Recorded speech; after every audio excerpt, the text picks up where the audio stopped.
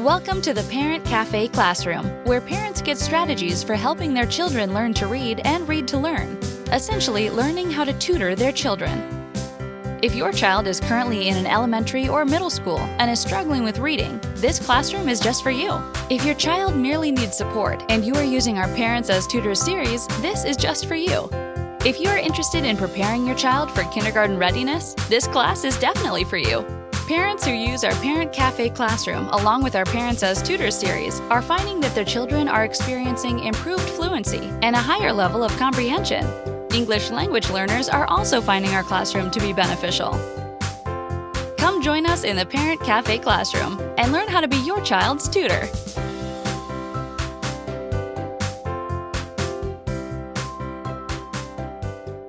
Parents, welcome to an exciting session of Parent Cafe. You know how your children write their stories and then they bring them to you for you to check?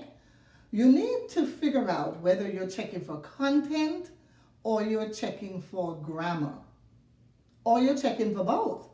But you've got to tell your children what it is that you're checking for, if it's for grammar or the actual content and layout.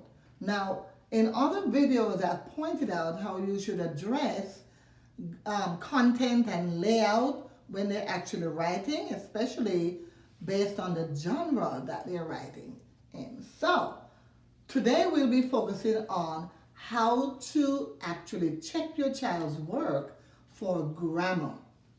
How do you check your child's writing for grammar? And most of it is coming from understanding words. This is a book that you want to use to help support you as you check your child's work for grammar. So here's how it's going to go today. Here it is. We have a writing that a child did. Maria learns to share. Okay, so that's the text that was brought to me to check for grammar. Now, here at the bottom, I have all the grammatical elements that you need to look for that I found when I walked through here. And notice too, parents, that I also have the page numbers. So there's a proper noun issue here. I tell you exactly on what page to find the support in this book. So page 18 in this book. So this is what we are referring to when you see the page numbers here. Understanding Words Full Guide. Okay, so what I'm going to do now, I will be zooming in to the actual first draft that was written, show you how I went through it and corrected the grammar, and then I'm going to take you to the finished product. So grab your pens and pencils, paper, get ready to take notes. Better yet, gather your children around. Get your children to sit with you as we go through this to check for grammar. Parents, have your children follow the red pointer. Here's the red pointer. I'm circling the title, Maria Learns to Share. Now follow the red pointer as I move down below the page. And now I'm going to point on the grammatical elements that we're focusing on in this paper. So there are times when I'll be pointing below and times when I'll be in the body of the text. So here goes. Michael and Maria is happy to spend the weekend with Grandma and Grandpa. They loved spending time in Florida. Okay, what's wrong with this? Proper nouns, look below. Proper nouns must be capitalized. Page 18 of Understanding Words.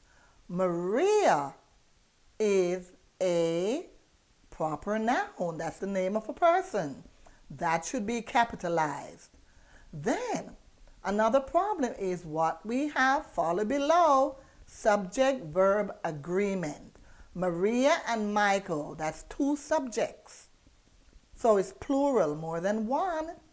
So therefore the verb has got to be plural. Pages 58 and 59 of Understanding Words. So, Michael and Maria, capital M, are, the verb are happy to spend the weekend with Grandma and Grandpa. They loved spending time in Florida. F in Florida should be capitalized. Why? Follow below, it's a proper noun. Should be a capital F. Now, it said they loved spending time in Florida.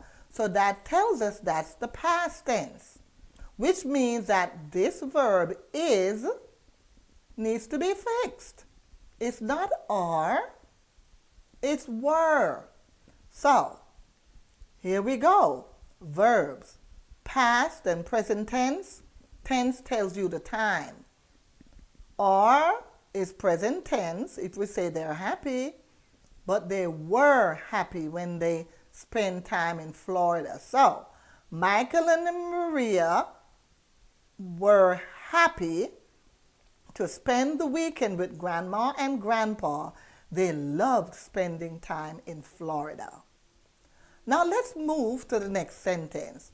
What is Grandpa, Michael, Grandma, and me having for dinner? Maria asked. That's a lot of subjects. A lot of subjects. So that tells you here that all these subjects means that is pluralized. That's more than one. So we've got to change is to are, because remember, subject, verb, agreement. Subject, verb, agreement. More than one subject, that's plural subject, and we need a plural verb. What are Grandpa, Michael, Grandma, and me having for dinner? But we need to change all these to a pronoun. What are we having for dinner? So we will eliminate all those and say we. What are we having for dinner? Maria asked. Before their grandparents could answer, Michael bursted out yelling, "Pizza!" Bursted? Burst is a verb, but it's an irregular verb. That means it's the same whether in past tense or present tense. Burst. There should never be an ed on it. Irregular verb. Check that out on page 56 of Understanding Words. We have quite a bit of irregular verbs listed there for you. Burst is one of the irregular verbs that remains the same whether in present or past tense. So Michael burst out yelling, "Pizza!"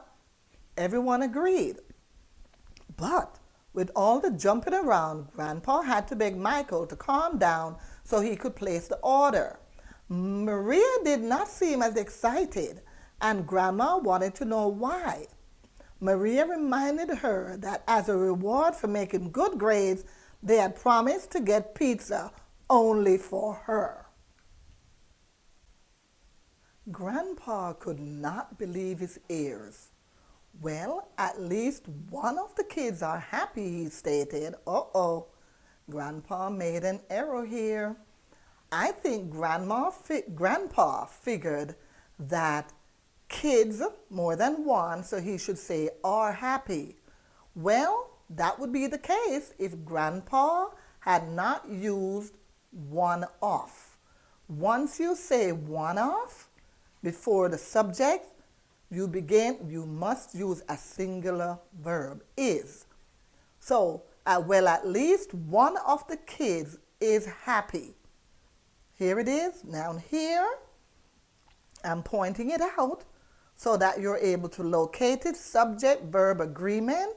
When a noun is preceded by one of, the verb always remains singular. That's on page 59 of Understanding Words, and I have quite a bit of those situations on that page for you. One off. Once you say one off, the verb must remain singular. "For who is the pizza being bought?" Maria asked. Uh-oh, here's another arrow. When do you use WHO or WHOM? Let's look below. Pronouns. When to use WHO and WHOM. When the focus is on the object, you use WHOM. See? The focus is on the pizza, which is the object. That's when we should use WHOM. But if the focus is on the subject or the person, that's when you say WHO. For example, if Maria was asking, who is buying the pizza? You're focusing on the person, you would use WHO, but you say, for who is the pizza, the object is the focus being bought. WHOM is what Maria should have used. No one answered, but when the pizza arrived, Michael insisted on serving. Maria was not having it. Grandpa said, you and me should serve, she insisted. That's another problem. You and me. Let's move below. Pronouns. When to use I and me.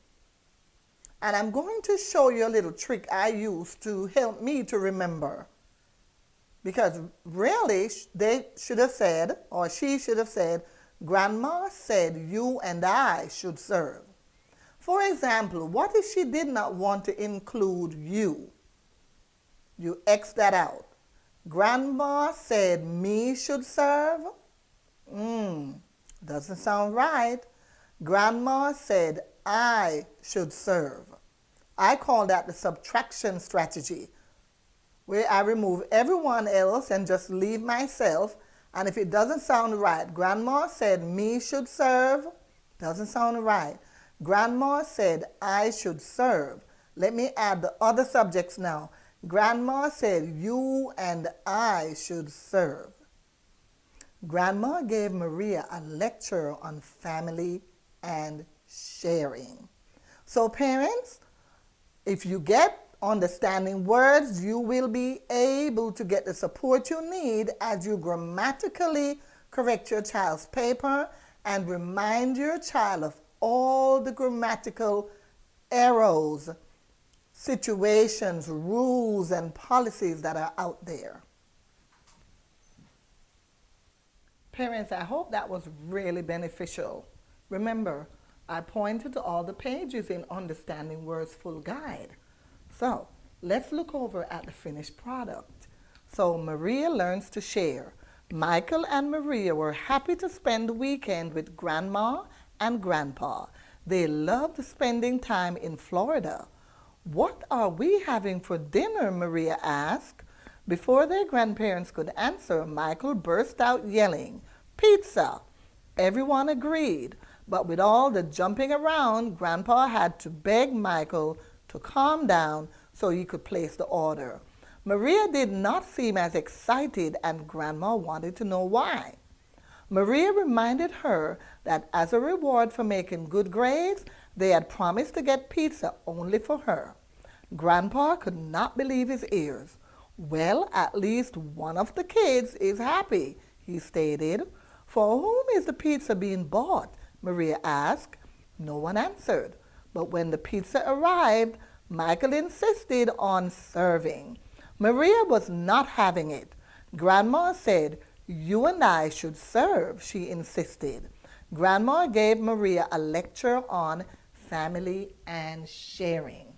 So here's the thing, parents, I want you to really focus on these elements now that you know how to correct your child's work for grammar.